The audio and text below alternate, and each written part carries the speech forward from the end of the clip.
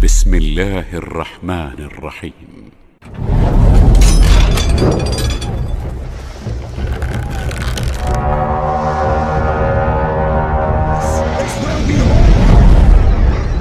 This is where we fight! This is where they die! And these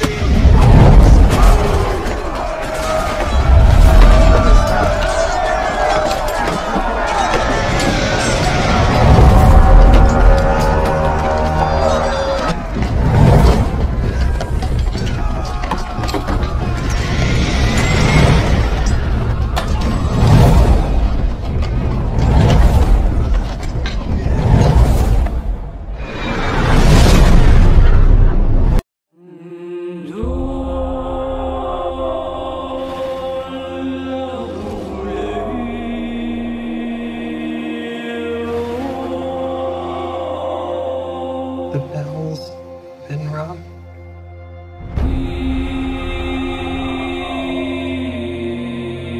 Out in the dark, among the stars, the God is. Lihat ya bagaimana di masa Salahuddin Al-Ayyubi ya, ternyata kemudian kota Yerusalem ini jatuh ke tangan bangsa Eropa ya pada tahun nanti 1099. Jadi ini memang settingnya perang salib nih, cerita kita pagi ini. Perang salib itu dimulai tahun 1095 ya, tepatnya 25 November 1095. Ketika itulah pemimpin tertinggi ya, kaum Kristen waktu itu, Protestan belum ada Pak, jadi kaum Kristen masih baru satu, Katolik ya. Paus Urbanus kedua ya, Pope Urban II itu 25 November 1095 menghimpun seluruh kekuatan Eropa. Dan sekalian jangan heran kalau kaum misionaris Kristen seperti Billy Graham di Amerika ya, Pat Robertson, kaum evangelis biasanya menggunakan istilah crusade, evangelistic crusade ya. Kita ingat George Walker Bush dulu pernah membuat senjata namanya The Crusader ya, jadi dia juga crusade ya, against terrorism ya. Kenapa orang-orang Kristen fundamentalis suka menggunakan istilah crusade ini? Karena crusade ini membawa memori persatuan. Jadi bangsa Eropa dulu itu nggak pernah bersatu gitu ya, kecuali ketika mau merebut kota Yerusalem itu tahun 90. Jadi Paus ini menyatukan, mengajak seluruh ksatria Eropa ya, melupakan perbedaan mereka, pertikaian mereka, dan bersatu merebut kota Yerusalem ini ya. Sampai pidato dia yang sangat terkenal diterjemahkan dalam bahasa Inggris ya, Paus mengatakan, killing these godless monsters is a holy act ya, it is our duty to exterminate this vile race from our land. So bagaimanapun kota Yerusalem itu bagi orang Kristen juga tetap dianggap kota suci Pak, waktu itu. Begitu juga orang Yahudi, begitu juga orang Islam ya. Jadi Paus mengatakan membunuh monster-monster yang tidak bertuhan ini ya, killing these godless monsters adalah a holy act ya, tindakan yang suci, tindakan yang mulia. Jadi Paus menyebut kaum muslimin pada waktu itu adalah godless monsters ya, monster-monster yang tidak bertuhan ya. Nanti belakangan Vatikan minta maaf atas kasus perang salib ini karena nanti menimbulkan kekejaman yang luar biasa ya, menyatukan killing these godless monsters is a holy act, it is our duty to exterminate this vile race from our land. Jadi ini adalah kewajiban kita untuk membasmi bangsa yang jahat ini dari tanah suci kita. Nah, kita tahu kemudian responnya luar biasa, pidato Paus ini menyatukan ya kesatria-kesatria Eropa, bahkan semangat mereka luar biasa. Karen Armstrong menggambarkan sekitar 150.000 pasukan dan mereka nggak dibiayai Pak. Semangat mereka begitu tinggi ya, kira-kira kalau kamu mati ini kamu syahid dalam bahasa Islam begitu gitu ya. Maka mereka sampai menjahit bajunya sendiri, menjual hartanya Yang penting bagaimana bisa mati ya secara terhormat di kota suci Yerusalem. Itu kondisinya zaman itu seperti itu. Ya, tahun 1095 itu dimulai. Dan dari Eropa kita bayangkan ya, mereka menyeberang ya kalau kita lihat peta Eropa itu kan Italia itu di Laut Tengah. Ya. Dari situ tinggal menyeberang Laut Tengah, mereka kemudian nanti mendarat ke Syria Utara. Ya, itu kan udah dekat dengan Palestina sekarang ya, dengan jalur Gaza. Dan ternyata pada sebaliknya ya, kaum muslimin di waktu itu berada di bawah kepemimpinan Khilafah Abbasiyah. Umat Islam punya khalifah pada waktu itu ya, punya namanya di bawah kepemimpinan Abbasiyah ya. Tapi kondisi umat Islam sangat menyedihkan, bukan menyedihkan secara fisik ya. Kalau secara materi, secara ilmu pengetahuan, secara sains dan teknologi, umat Islam di zaman itu merupakan umat yang paling tinggi. Ini coba kita bayangkan ya, di zaman itu sudah lahir misalnya ilmuwan besar, bahkan itu abad ke-9 Masehi ya, Al-Khawarizmi. Al-Khawarizmi ini menulis kitab yang monumental, Al-Jabr wal Muqabalah. Ya, sudah banyak melahirkan rumus-rumus penting termasuk menemukan angka 0 ya. Di waktu itu sudah lahir pula ilmuwan muslim Abu Raihan Al-Biruni. Ini diakui di barat sebagai ilmuwan yang ensiklopedik, yang menguasai berbagai bidang ilmu, matematika, astronomi ya, sampai kepada perbandingan agama. Abu Raihan Al-Biruni diakui sebagai salah satu peletak dasar ilmu perbandingan agama di dunia. Jadi sekalian bayangkan, pada Abu Raihan Al-Biruni itu abad ke-10 ya, beliau sudah pergi ke India ya, belajar bahasa Sanskerta dan menulis kitab tentang agama Hindu ya, judulnya Kitabul Hind ya. Jadi kita bisa bayangkan di abad ke-10 ya, orang Islam itu sudah pergi ke tempat yang jauh, belajar agama setempat dan menulis buku tentang agama Hindu. Padahal beliau juga ahli usuluddin ya, beliau juga ahli dalam berbagai bidang yang lain ya. Nanti orang Eropa baru kenal ilmu perbandingan agama abad 19. Umat Islam sudah, karena dalam Al-Quran pun kita banyak ya dijelaskan tentang kaum Yahudi, Nasrani gitu. Jadi umat Islam ringkasnya pada zaman itu merupakan umat yang paling tinggi, umat yang paling kaya ya, umat yang paling maju sains dan teknologinya. Nah, tetapi ternyata gitu ya, ketinggian umat Islam, ada yang menyebut dunia Eropa, bangsa Eropa waktu itu dengan umat Islam tertinggal ya sekitar 500 tahun. Ya, sebagai contoh, Al-Biruni itu sudah menemukan rumus untuk menghitung diameter bumi di zaman itu abad ke-10 ya. Eropa ya, gereja zaman itu yang berkuasa, abad ke-16 masih menjebloskan Galileo Galilei ke penjara bawah tanah karena menganggap bahwa matahari itu pusat tata surya. Teori heliosentris itu ditentang keras oleh pemimpin agama pada waktu itu, karena dianggap bertentangan dengan kepercayaan mereka ya. Kepercayaan mereka, bumilah geosentris bukan heliosentris ya. Jadi jauh sekali, jadi sekitar 600 tahun ya ketinggalan sains dan teknologinya. Itu tahun 1095, jadi seolah-olah ibu waktu perang salib itu belum lahir. Tahun 1099 kota Yerusalem jatuh ke tangan pasukan salib. Nah, di sini yang penting adalah pasukan salib waktu itu melakukan kekejaman yang luar biasa, membantai sekitar 70.000 kaum muslimin. Bahkan ada catatan sejarah kalau kita baca ya, orang-orang Yahudi ya, mereka digiring ke tempat ibadah mereka di sinagog dan kemudian mereka dibakar hidup-hidup. Karena bagi orang Kristen pun waktu itu Yahudi juga harus dimusnahkan ya. Jadi ini kekejaman yang luar biasa pada tahun 1099 Masehi. Yang jadi masalah adalah kok bisa gitu ya, umat Islam yang lebih maju sains teknologinya, lebih kaya, lebih makmur, ya, dibantai menjadi bulan-bulanan dari kaum yang datang dari Eropa ini, ya, bangsa yang barbarian.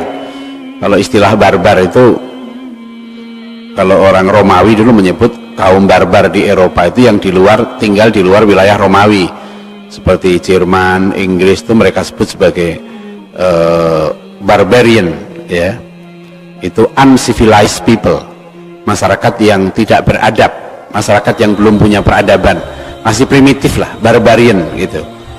Nah, kaum barbarian dari Eropa inilah yang menyerbu gitu ya, menyerbu umat Islam waktu itu, dan nasibnya menyedihkan, ya.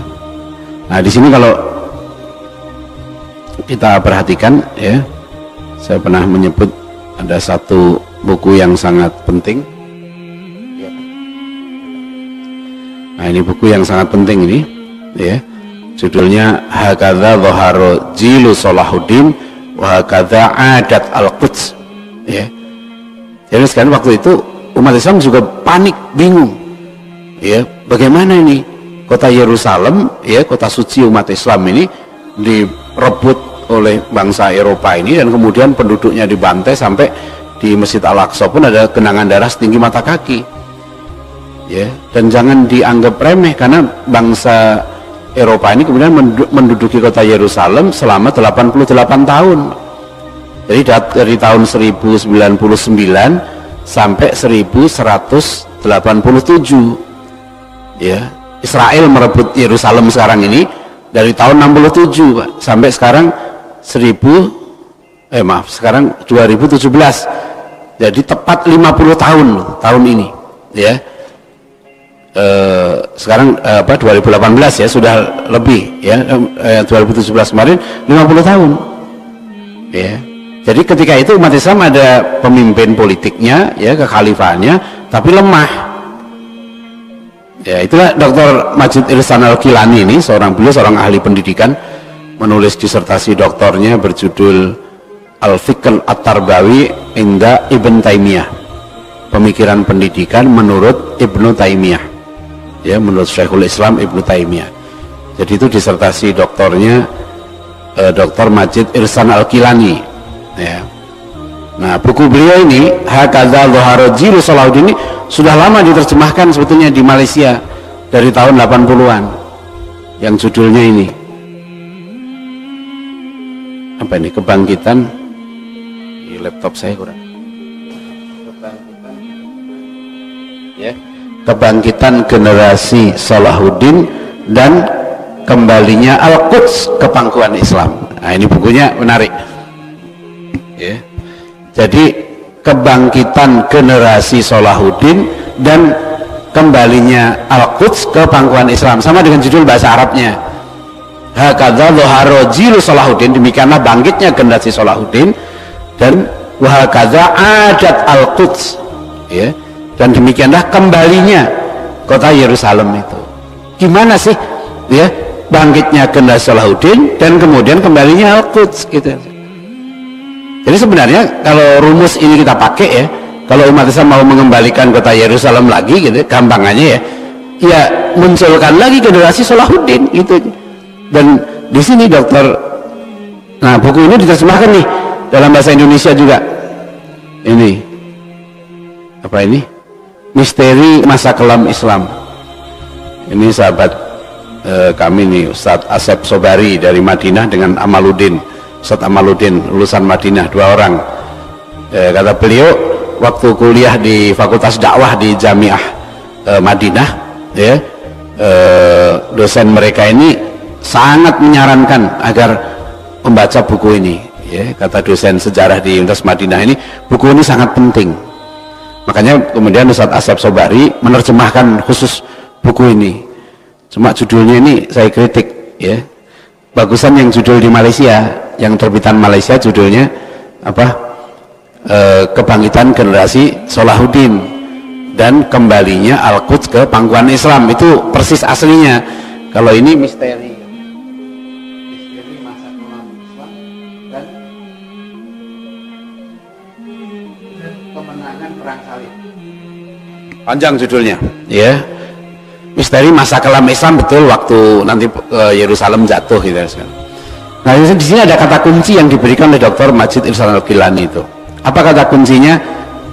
Jilu Salahuddin. Ya, bukan seorang Salahuddin. Ya, jadi yang bangkit pada zaman itu, ya, jadi ingat ya, 1099, sementara Salahuddin Al-Ayyubi lahir 1138. Jadi Salahuddin Al-Ayyubi itu lahir setelah Yerusalem jatuh ke pasukan salib. Ya.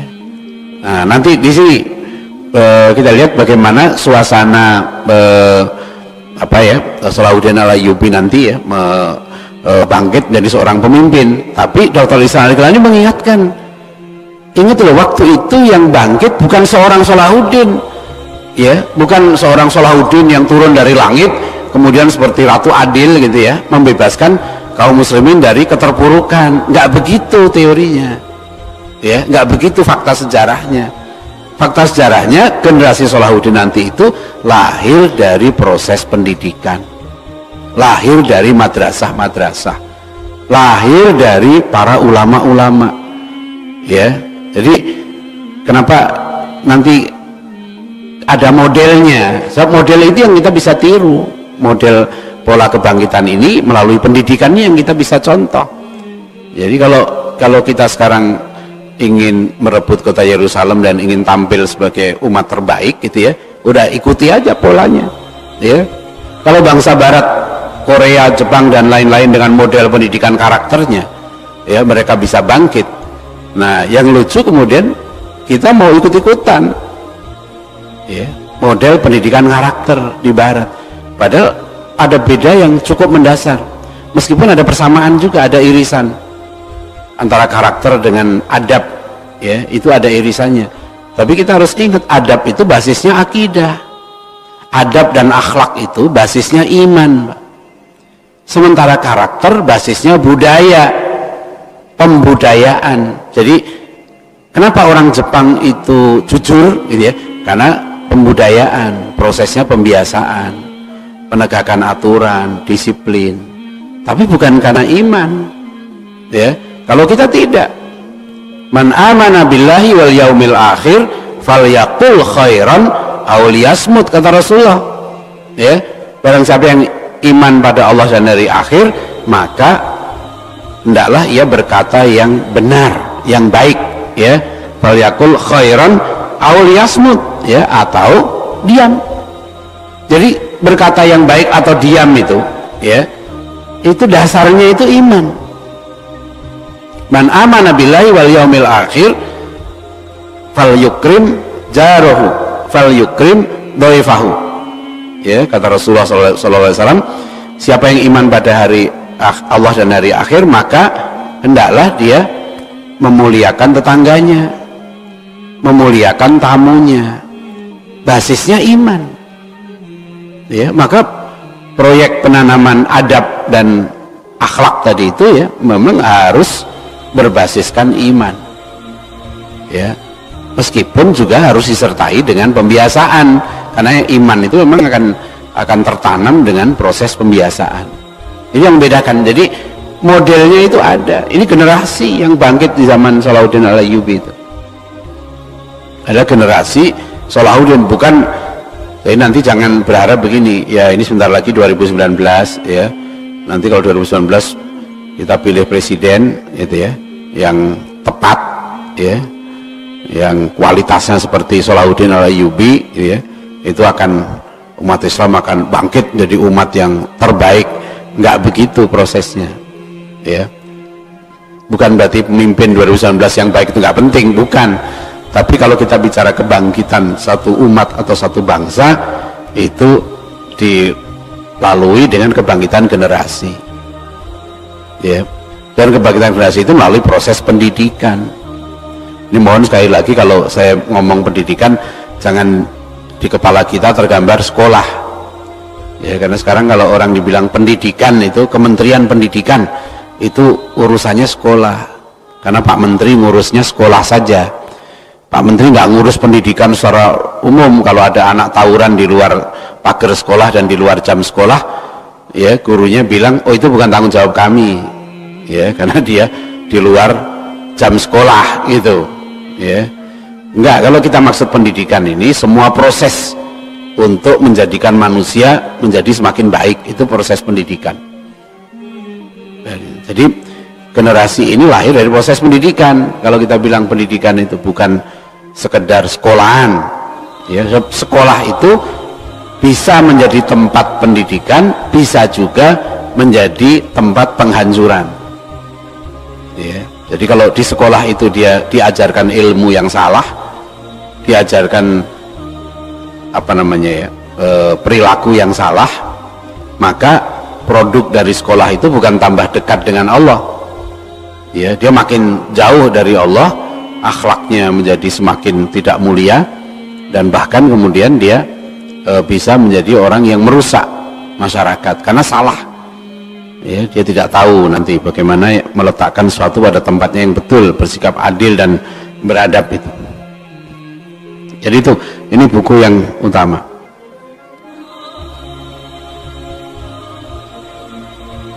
Kemudian apa pentingnya kita mengkaji sejarah di zaman itu, ya, saya bacakan ya, karena sejarah yang kita hadapi sekarang ini kan, ya, termasuk Dr.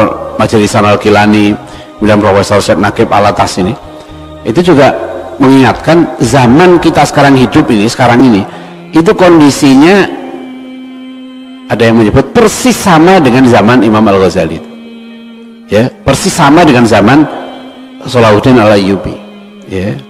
Nanti di sini saya akan, karena dalam buku ini Dr. Majid Ihsan Al-Gilani menggambarkan pentingnya peran, ya, para ulama waktu itu dalam kebangkitan generasi, ya, pentingnya itu.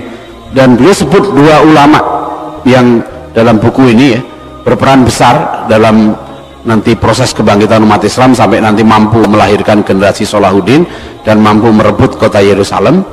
Dua ulama besar pada waktu itu, satu adalah Imam Al-Ghazali dan yang kedua adalah Syekh Abdul Qadir Al-Jilani, ya.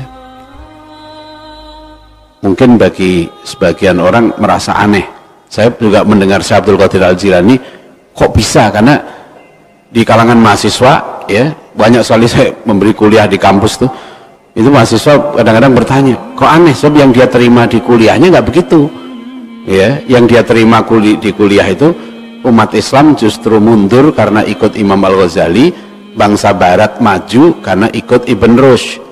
Nah, nanti kita tahu ada Ibn Rushd mengkritik pemikiran Imam Ghazali.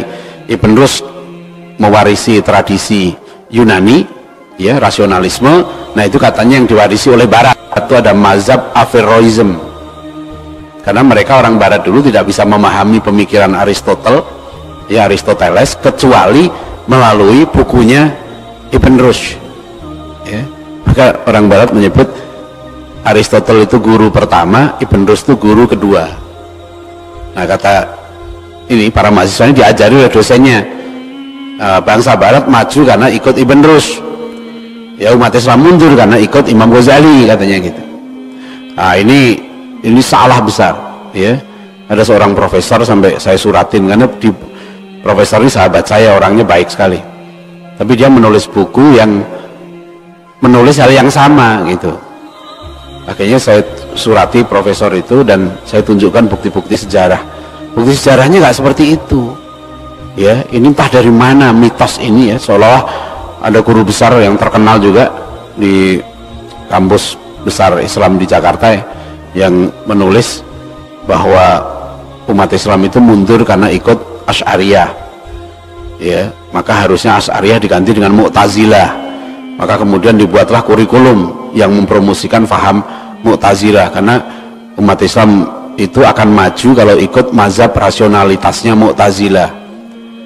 Itu yang hari Kamis yang lalu, ya, kita terbitkan di Republika Jurnal Islamia, ya, Dr. Henry Salahuddin dari INSIS menulis itu mitos Mu'tazilah dan mitos kemajuan umat Islam. Karena di kalangan umat Islam, ya sekalian, ya, terutama yang berpikiran liberal gitu, ya, itu disebarkan faham itu bahwa kalau mau maju, ya, ikuti Barat, dan Barat itu maju karena ikut paham rasionalitas.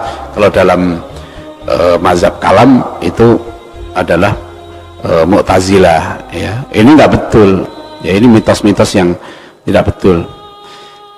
Nah, kita lihat bukti Dr. Masih ini membuktikan bagaimana buku ini gitu ya, membuktikan proses kebangkitan umat Islam sampai lahir generasi Salahuddin itu seperti apa.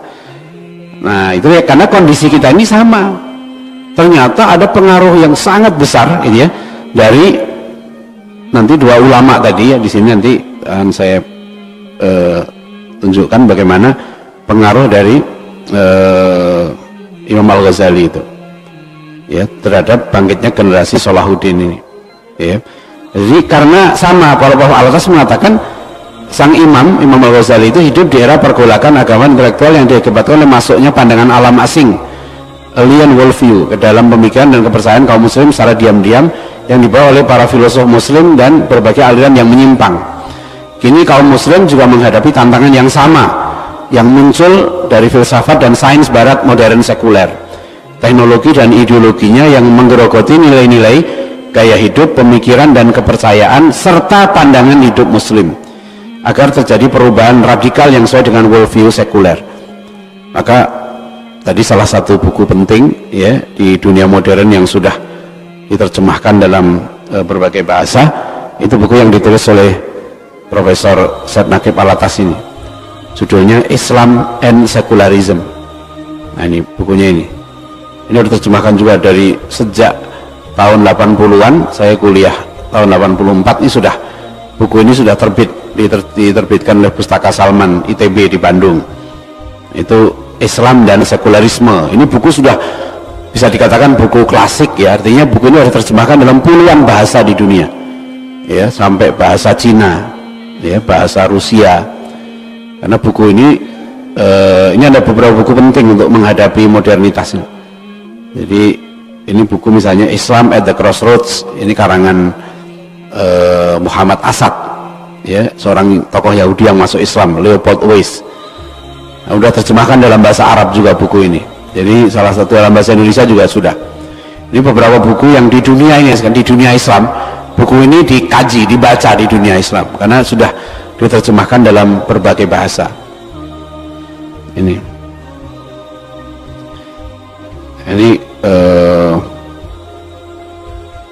Muhammad Iqbal, seorang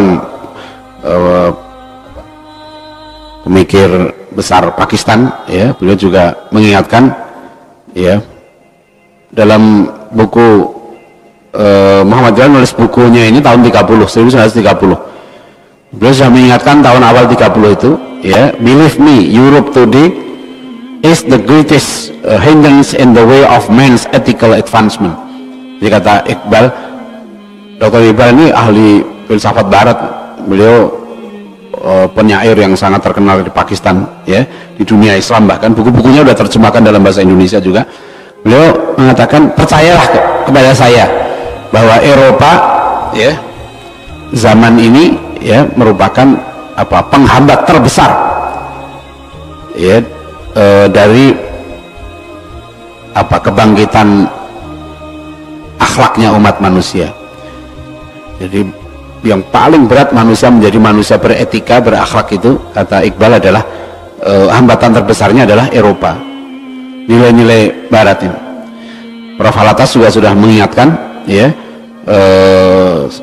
saya sudah menyebutkan bahwa tantangan terberat yang dihadapi oleh umat Islam, ya, bahkan umat manusia yang kita hadapi sekarang ini adalah the challenge of knowledge, tantangan ilmu pengetahuan, ya, bukan karena bodoh tapi karena kacau ilmu-ilmu yang disebarkan oleh Western civilization, peradaban barat modern ini, ya. Jadi kenapa nanti diingatkan tantangan terberat, bahkan dalam bidang akidah, seorang ulama besar India, Syekh Abdul Hasan Ali An-Nadwi, ya, juga mengingatkan belum pernah umat Islam menghadapi tantangan ujian iman yang seberat seperti sekarang ini, ya. Jadi kemurtadan yang merata di mana-mana, di sekolah, di rumah, kata beliau. Apalagi beliau nulis buku ini tahun 70-an, ya, belum ada internet, ya, belum seperti sekarang ini. Sekarang tantangannya lebih berat lagi.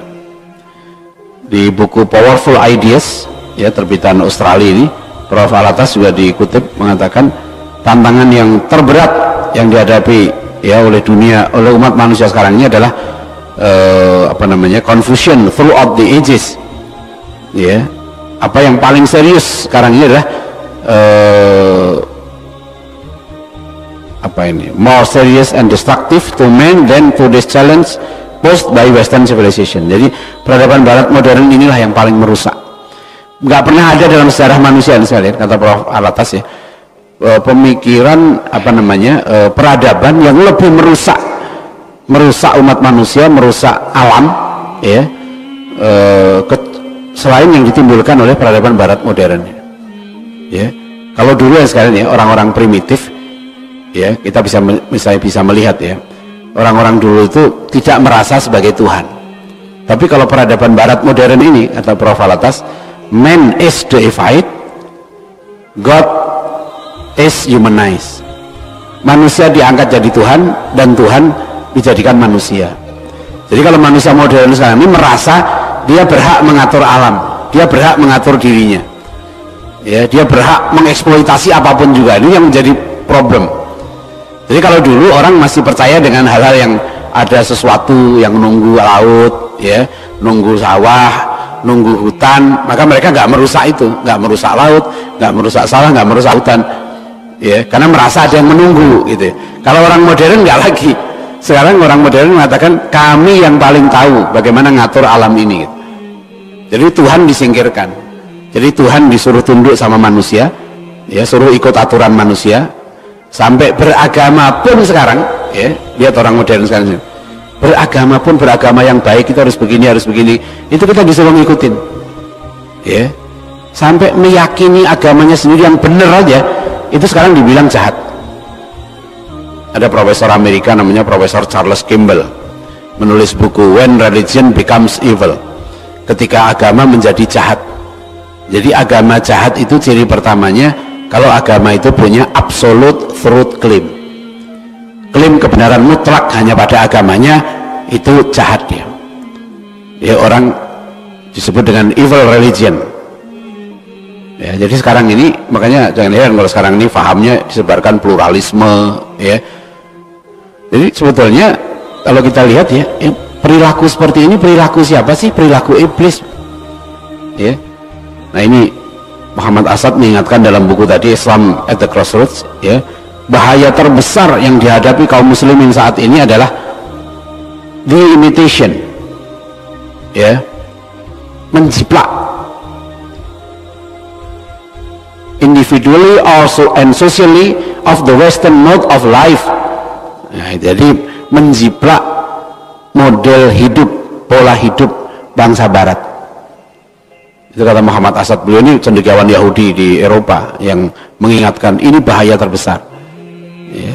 Nah sekarang kita bisa melihat Pak, sistem pendidikan kita ya, informasi-informasi yang kita terima, teori-teori kehidupan ya, itu masih. Nah terakhir yang saya ingin sampaikan ini contoh sekalian bagaimana, silahkan dibaca di majalah Hidayatullah di internet, bisa diklik ya, itu ada artikel yang sangat bagus di hidayatullah.com, tulisan yang berjudul ini, peran para murid Al-Ghazali dalam jihad Salahuddin. Ini judulnya. Saya lihat artikel ini referensinya sangat kaya ya, bagaimana Al-Ghazali ternyata ya yang nanti menjadi rujukan ya. Salahuddin Al-Ayyubi itu punya paman namanya Nuruddin Zangki. Nah beliaulah yang nanti pahlawan perang salib, nanti dilanjutkan perjuangannya oleh Salahuddin Al-Ayyubi itu. Nah bagaimana peran dari murid-murid Imam Al-Ghazali ini ya dalam jihad di masa Imam Nuruddin Zangki, kemudian Nuruddin Zangki dan Salahuddin Al-Ayyubi, itu bisa dibaca di artikel ini ya. Salah satu yang menarik, ada murid dari Imam Al-Ghazali yang namanya Syekh Ali As-Sulami, Imam Nuruddin Zangki, yaitu siapa ini, Marwan bin Ali At-Tansi ya, dan satu lagi Syekh Ali As-Sulami. Nah, saya baru ketemu ini dulu. Saya udah pernah. Jadi Syekh Ali As-Sulami, Jamal Al-Islam Abu Hasan Ali As-Sulami ini, beliau ini menulis Kitabul Jihad. Nah, ini saya baru jelas memang beliau itu murid Imam Al-Ghazali. Saya menduga selama ini memang beliau ini muridnya Imam Ghazali. Ya, karena beliau lah yang menulis kitab strategi bagaimana memenangkan perang salib. Kitabnya judulnya Kitabul Jihad. Sayang saya sampai sekarang belum dapat kitab aslinya. Saya malah dapat terjemahan bahasa Inggrisnya di internet.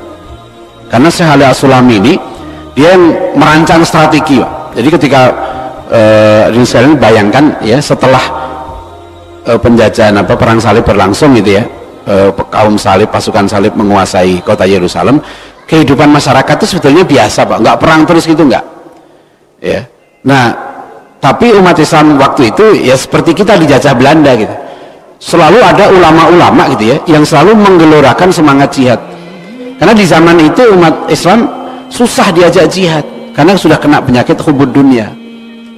Ya, sudah penyakit hubud dunia. Jadi penguasanya, ulamanya, perpecahan mazhab ya, antara Asy'ari, Hambali itu perpecahannya keras sekali di zaman itu. Kemudian mereka sudah meninggalkan amar ma'ruf nahi mungkar.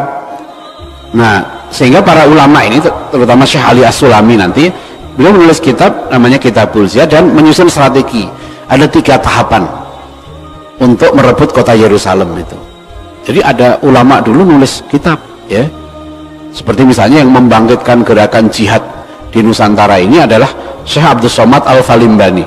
Syekh Abdul Somad Al-Falimbani ini juga bisa dikatakan pengikutnya Imam Al-Ghazali, ya, karena abad ke-17 beliau di sini sudah menulis satu kitab jihad yang kata Senuk Urgurunya, ya, Senuk Urgurunya tokoh Belanda yang pura-pura masuk Islam ini, Senuk Urgurunya itu mengatakan kitabnya Syekh Abdul Somad Al-Falimbani ini merupakan rujukan seluruh perang sabil di Nusantara, mulai dari Aceh sampai nanti Pangeran Diponegoro. Itu rujukannya nanti adalah kitab-kitab para ulama kita ini, ya. Jadi kalau kita baca, silahkan dibaca artikel ini ya, bisa diklik saja murid-murid Al-Ghazali dan Salahuddin Al-Ayyubi, akan keluar artikelnya di Google, bisa diklik ya. Nah, ini Syekh Ali As-Sulami ini. Ternyata Imam Al-Ghazali sudah pernah ngomong ya, dikutip, telah sampai kepada kabar bahwasanya Al-Ghazali berkata, aku meninggalkan di Syam seorang pemuda, jika dia berumur panjang maka ia bakal menjadi perkara hebat pada dirinya. Syekh Ali As-Sulami ini sudah sudah dibaca oleh Imam Ghazali, ini akan menjadi orang hebat.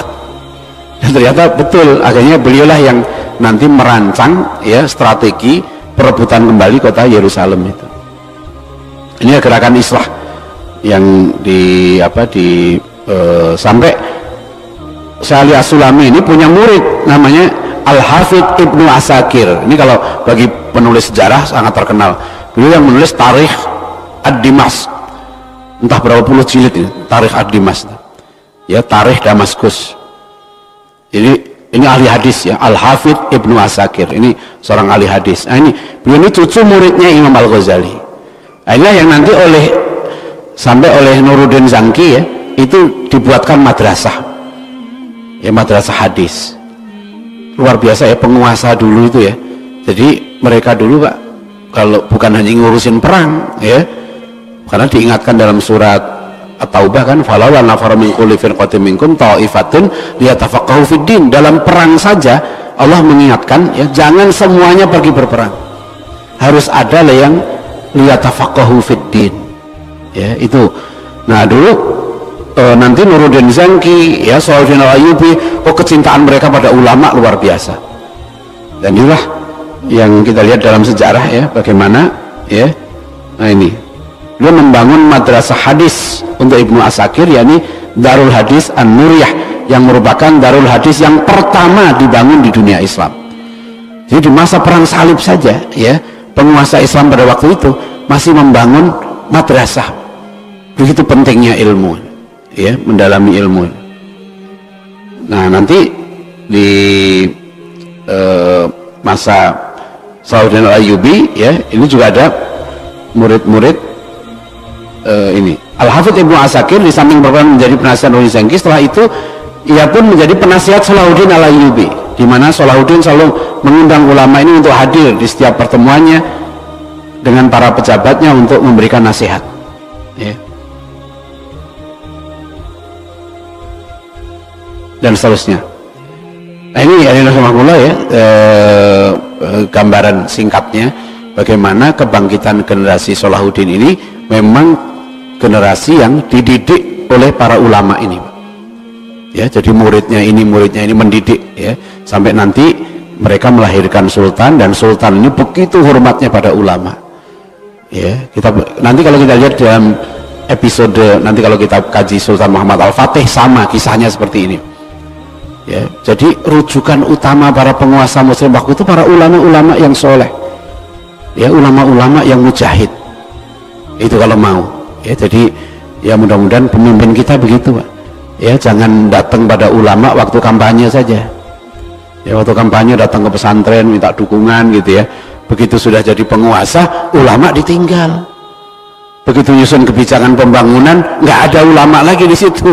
Begitu nyusun kebijakan pendidikan, ulama sudah nggak diikutkan, kan gitu. Kalau dulu enggak, ya. Dulu ulama itu justru yang penting selalu membimbing para penguasa ini. Inilah kenapa mereka menjadi pemimpin-pemimpin yang hebat, ya. Satu generasi yang sangat hebat. Demikian rahimahullah, ya, yang bisa saya sampaikan.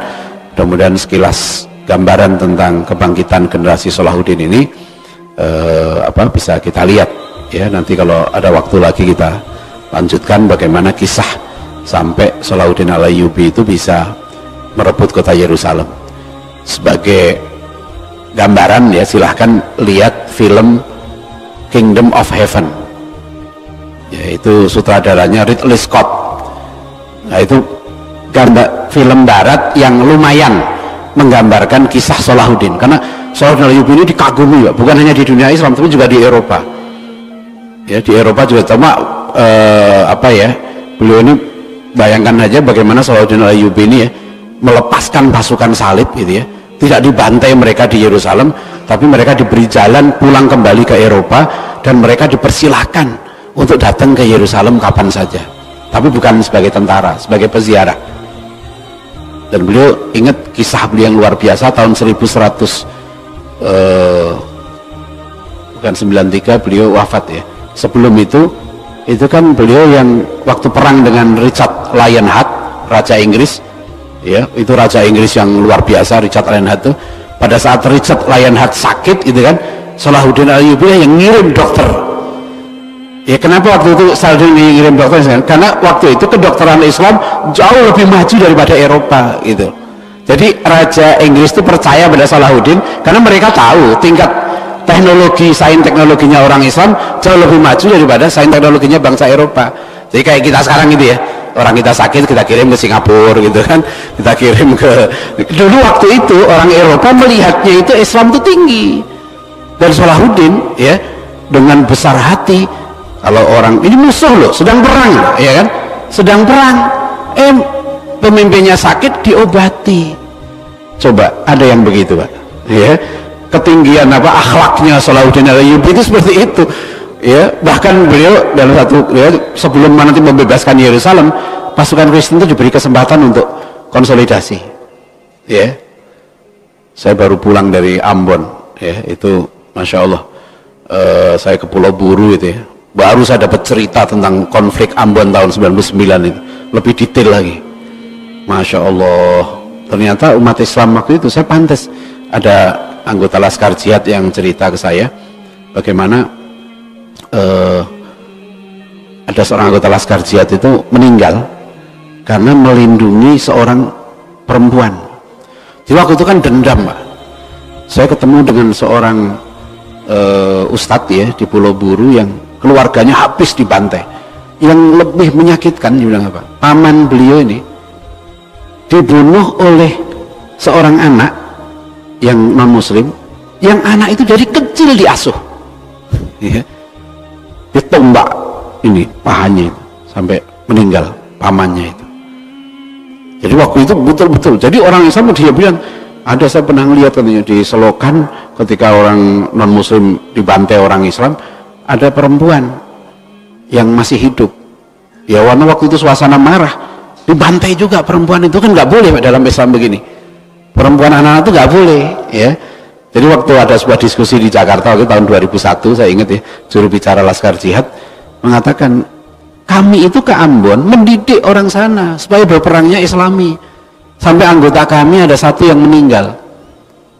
Ya, meninggalnya kenapa? Dibunuh oleh orang Islam sendiri karena melindungi seorang perempuan non muslim. Karena tidak boleh dalam perang. Nah, Salahuddin Al-Ayyubi nanti itu melanjutkan ya bagaimana akhlak ya berperang kaum muslimin dari zaman Rasulullah SAW. Makanya beliau dikagumi di Eropa. Ya, nah ini salah satu contoh filmnya itu, Kingdom of Heaven.